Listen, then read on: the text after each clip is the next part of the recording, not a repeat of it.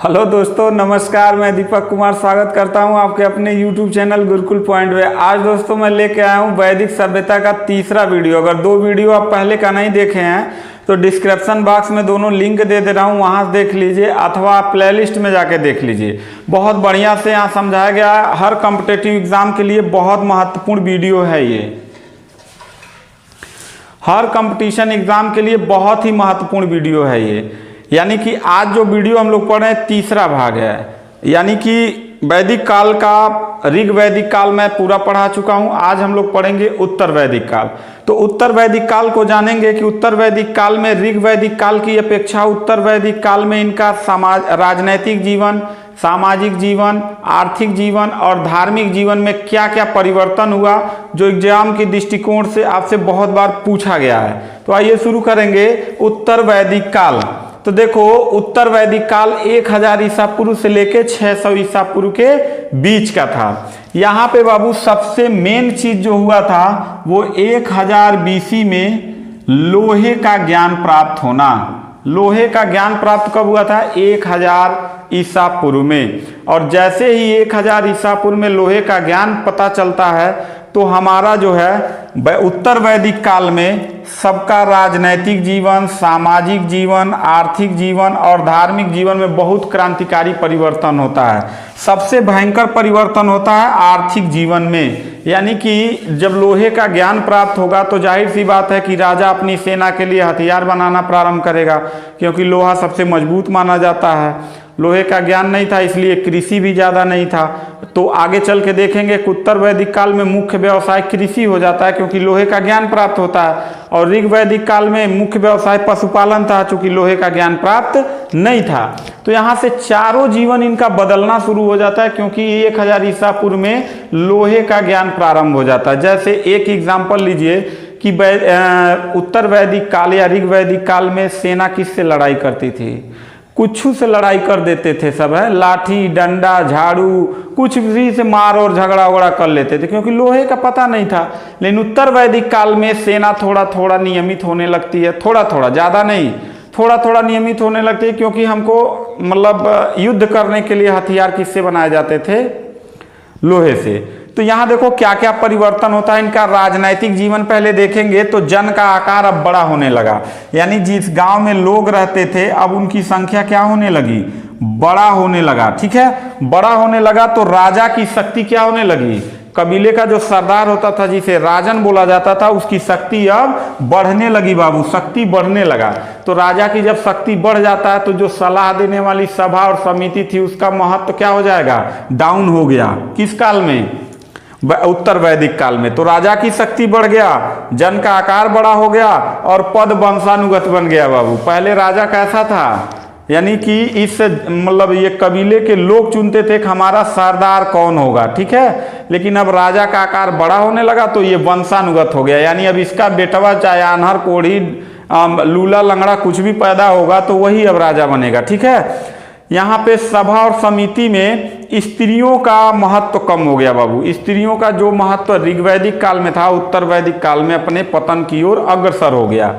नियमित कर बलि होना, यानी कि अब राजा अपना जो टैक्स था वो नियमित कर दिया था। यानी बलि को टैक्स कहा जाता था उत्तर वैदिक काल या ऋग वैदिक काल में, वो नियमित हो गया, लेकिन ऋग वैदिक काल में नियमित नहीं था। सेना एवं न्याय व्यवस्था जो था वो पूर्ववत था। सेना में बहुत अधिक परिवर्तन नहीं आया और न्याय में भी बहुत अधिक परिवर्तन नहीं आया, ये पूर्ववत ही था। लेकिन धीरे धीरे उत्तर वैदिक के उत्तरार्ध में जाके न्याय व्यवस्था और सैनिक व्यवस्था एकदम सुदृढ़ हो जाती है। ठीक है, तो दूसरा चीज अब समझेंगे इनका सामाजिक जीवन।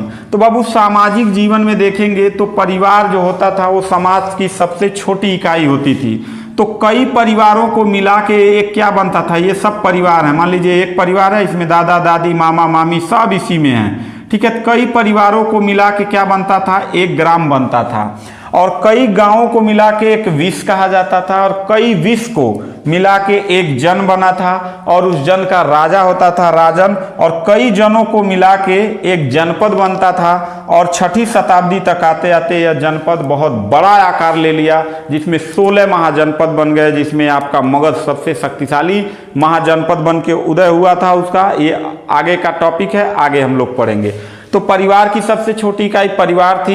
कई परिवारों को मिला के ग्राम बोला जाता था, ग्राम को विश्व बोला जाता था, विश्व के बहुत बड़ा आकार को जन कहा जाता था, जन के बहुत बड़े आकार को जनपद कहा जाता था, और जनपद कई जनपदों को मिला के एक महाजनपद कहा जाता था। ऐसे भारत में कुल 16 महाजनपद उत्तर वैदिक के उत्तरार्ध यानी 6वीं शताब्दी में जाके प्रारंभ हो जाता है। दूसरा, वर्ण व्यवस्था बाबू जन्म पर आधारित हो गया, यानी अब पतन होना शुरू हो गया। पहले शूद्र वर्ग का था, अच्छा पढ़ा लिखा होता था तो ब्राह्मण में उसकी गिनती होती थी, कर्म पे आधारित था। अगर वो लड़ाकू स्वभाव का होता था तो फिर उसको क्षत्रिय कहा जाता था। लेकिन यहाँ पे वर्ण व्यवस्था जन्म पे आधारित हो गई, यानी अब ब्राह्मण का लड़का ब्राह्मण ही होगा, क्षत्रिय का लड़का क्षत्रिय होगा, वैश्य का लड़का वैश्य ही होगा और शूद्र का लड़का शूद्र ही होगा। ठीक है, तो यहाँ पे पूछेगा कि किस काल में वर्ण व्यवस्था जन्म पे आधारित हो गई, तो उत्तर वैदिक काल में। ऋग वैदिक काल में कैसा था, कर्म पे आधारित था। यहाँ पे कुल 4 प्रकार के बाबू आश्रम व्यवस्था बनाए गए थे। आश्रम व्यवस्था समझते हो, यानी एक मनुष्य को जीने के लिए 4 कैटेगरी में 25-25 वर्ष में बांट दिया गया था, जिसे ब्रह्मचर्य आश्रम, गृहस्थ आश्रम, वानप्रस्थ आश्रम और संन्यास आश्रम। तो देखो इनको 25-25 वर्षों में बांटा गया। एग्जाम में पूछा जाता है कि आश्रम व्यवस्था किससे रिलेशन रखता है, तो उत्तर वैदिक काल से रखता है। यानी ब्रह्मचर्य आश्रम वो आश्रम था जब 0 से लेके 25 वर्ष का आश्रम व्यवस्था बनाया गया था, जिसको ब्रह्मचर्य आश्रम कहते थे। ठीक है, यानी लड़का जब 5 साल का हो जाता था, जन्म से लेके 5 साल बाद उसका उपनयन संस्कार कराया जाता था, जनेऊ संस्कार, और उसे भेज दिया जाता था जंगल में जाओ गुरुकुल परंपरा से पढ़ाई पढ़ो, क्योंकि कागज पेन कलम होता नहीं था, श्रुति परंपरा से पढ़ाई होता था। जो शिक्षक होता था वो चबूतरे पे बैठ के लोगों को, बच्चों को मतलब ज्ञान देता था, बोलता था, बच्चे उसे कान से सुनते थे, सुन के याद करते थे, याद करके अपना स्पष्टीकरण देते थे। तो ये परंपरा थी, गुरुकुल परंपरा की पढ़ाई थी, श्रुति परंपरा से पढ़ाई होता था। ठीक है, तो उसमें नियम था कि कोई भी लड़का किसी स्त्री के संपर्क में ना आए 25 वर्ष की उम्र तक। 25 वर्ष उम्र बाद लाइसेंस आपको बन जाता था कि चल बाबुआ आप तुम्हारा ब्याह करा देंगे, अपना पत्नी उतनी लेके अपना जो है बीवी बच्चों के साथ बच्चा उच्चा पैदा करो, शादी विवाह कर दिया जाता था। उसमें 25 वर्ष रहता था, जिसको गृहस्थ आश्रम बोलते हैं। आज का बच्चा 25 साल से पहले ही कांड कर ले रहा है। ठीक है, इसके बाद वानप्रस्थ आश्रम था, कुछ समाज के लिए सेवा करने का मौका मिलता था, जो 50 वर्ष से लेकर 75 वर्ष का था। इसके बाद संन्यास आश्रम था। 75 वर्ष के बाद इंसान क्या करता था, घर द्वार मोह माया सब त्याग के जंगलों में जाके, किसी मंदिरों में जाके, मतलब किसी शांत एरिया में जाके अपना पूरा जीवन व्यतीत करता था। लास्ट में उधर ही मर जाता था, घर वालों को पता ही नहीं चलता था, जिसको संन्यास आश्रम के नाम से जानते हैं। यहाँ पे एक बात बहुत इंपॉर्टेंट समझिएगा कि स्त्रियों की दशा में बहुत मतलब विघटन शुरू हो गया, पतन शुरू हो गया। क्यों? क्योंकि इसमें गिरावट आना शुरू हुआ। सभा और समिति में, विद्य में महिलाओं को जाने में रोक लग गया, पर्दा प्रथा शुरू हो गया, है घूंघट काढ़ना। ठीक है, खूब घूंघट, इतना बड़ा बड़ा घूंघट काढ़ो, पर्दा प्रथा हो गया, बाल विवाह शुरू हो गया, सती प्रथा शुरू हो गया, विधवा पुनर्विवाह निषेध हो गया, रोक लग गया। कोई विधवा औरत, किसी पति मर जाता था तो उसका बरवे ससुरा सब छिलवा देते थे, हैं सफेद वस्त्र पहनाते थे, श्रृंगार का कोई काम नहीं करने देते थे। ठीक है, सती प्रथा आपको पता ही था। सती प्रथा वो था जबकि एक पति, मतलब मान लीजिए शादी हुआ और पत्नी को गिफ्ट खरीदने के लिए मान लीजिए गया पति जो है कि बाजार में, तब तक रास्ते में एक्सीडेंट हो गया, मर गया। तो इसमें पत्नी का क्या दोष है ना? पत्नी को बेचारा, मतलब उसको, पत्नी को क्या किया जाता था, पति के लाश पे उससे जबरदस्ती जला दिया जाता था, सती कर दिया जाता था। तो ये सब कुरीतियाँ शुरू हुई। विवाह अनुलोम और प्रतिलोम विवाह प्रचलित था। अनुलोम विवाह जब कोई वर्ण अपने समान वर्ण में शादी करता था तो उसे अनुलोम विवाह बोला जाता था। प्रतिलोम विवाह जब उच्च वर्ण की कन्या निम्न वर्ण में करती थी या निम्न वर्ण की कन्या उच्च वर्ण में शादी हो जाता था तो उसे प्रतिलोम विवाह बोलते थे। तो दोनों प्रकार के विवाह इस उत्तर वैदिक काल में प्रचलित थे, अनुलोम विवाह और प्रतिलोम विवाह। अब तीसरा समझेंगे हम लोग इनका आर्थिक जीवन कैसा था और धार्मिक जीवन कैसा था। या 1000 BC में तो इनके जीवन में बहुत क्रांतिकारी परिवर्तन हुआ और अब इनका मुख्य व्यवसाय क्या हो गया? कृषि हो गया। पशुपालन इनका दूसरा मुख्य व्यवसाय था, जबकि ऋग वैदिक काल में पूछेगा तो पशुपालन मुख्य व्यवसाय, जबकि उत्तर वैदिक काल में मुख्य व्यवसाय क्या हो जाएगा? कृषि हो जाएगा। उद्योग एवं व्यापार का प्रचलन हो गया, छोटे छोटे कुटीर उद्योग लगने लगे, व्यवसाय बढ़ना शुरू हो गया। विदेशी व्यवसाय का वर्णन यहाँ पे मिलता है उत्तर वैदिक काल में। आर्थिक प्रगति होने के कारण अब नगरीकरण होने लगा। नगरीकरण समझते हैं, मतलब बड़े व्यापक स्तर पे होने लगा नगरीकरण। यहाँ से एक और प्रश्न पूछा जाता है, प्राचीन समय में नदियों के नाम जो आधुनिक समय में पूछेगा कि झेलम नदी को वैदिक सभ्यता में किस नदी के नाम से जाना जाता था, तो वितस्तता नदी के नाम से जाना जाता था। पुरस्मी को रावी नदी कहते हैं, जहाँ पे सिंधु घाटी सभ्यता का खोज हुआ था। सतुद्री यानी सतलज नदी को कहा जाता है, जो पंजाब में बहती है, ठीक है। अगला है अकिशनी को चेनाब नदी कहते हैं, जहाँ पे जम्मू कश्मीर में चेनाब नदी जो बहती है, वहाँ पे हड़प्पा सभ्यता का खोज हुआ था, सबसे उत्तरी छोर कहा जाता है। सदा नीरा का मतलब होता है सदा जल बहने वाली नदी, यानी जो नेपाल से निकलती है, गंडक नदी को कहा जाता था। कुंभा को काबुल नदी कहा जाता है, वर्तमान नाम काबुल नदी है, प्राचीन नाम कुंभा नाम था वैदिक सभ्यता में। बिपाशा से याद रखिएगा, बिपाशा जो हीरोइन है उसके नाम पे मतलब प्राचीन नाम था बिपाशा, आधुनिक नाम हो गया ब्यास नदी। वही बिपाशा को याद कर लीजिएगा जो किसी मूवी में आती है तो एकदम हांफती रहती है, जैसे टीबी की मरीज हो, है ना। सरस्वती नदी, देखो सरस्वती नदी अपनी धारा विलुप्त हो चुकी है, लेकिन उसे घग्गर नदी के नाम से जानते हैं, जो प्रयागराज में गंगा जमुना सरस्वती के नाम से जाना जाता है। सरस्वती नदी विलुप्त हो चुकी है, लेकिन उसे घग्गर नदी के नाम से जानते हैं, ठीक है। अब आते हैं धार्मिक जीवन। देखो बाबू, धार्मिक जीवन में इस समय यज्ञ का प्रचलन बहुत व्यापक स्तर हो गया, कर्म कांड बना दिए गए, ठीक है, अलग अलग कर्म कांड बना दिए गए।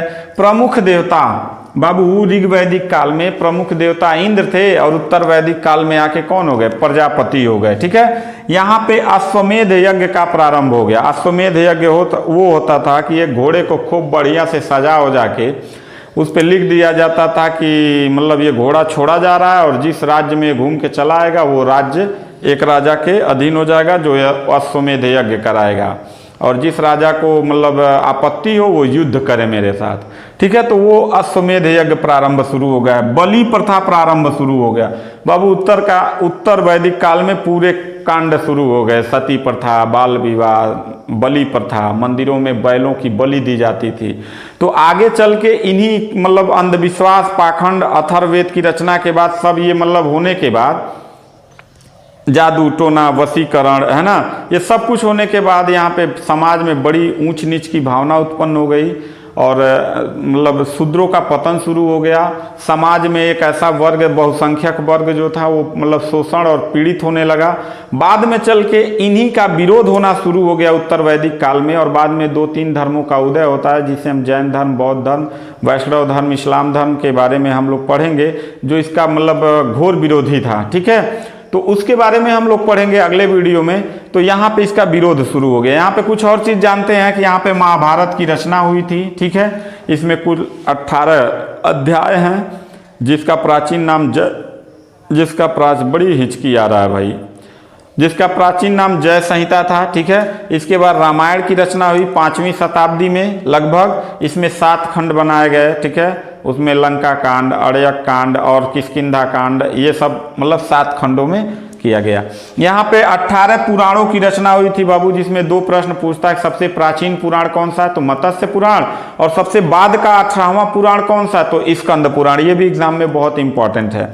अगला स्मृतियों से पूछा जाता है। स्मृतियाँ यानी कि 10 कुल स्मृतियाँ लिखी गई थी, जिसमें पहला मनु स्मृति था, जो 10वां जो था देवल स्मृति। ये पूछा जाता है कि मतलब प्रथम स्मृति कौन सा था, तो मनु स्मृति, अंतिम का स्मृति कौन था, तो देवल स्मृति, ठीक है।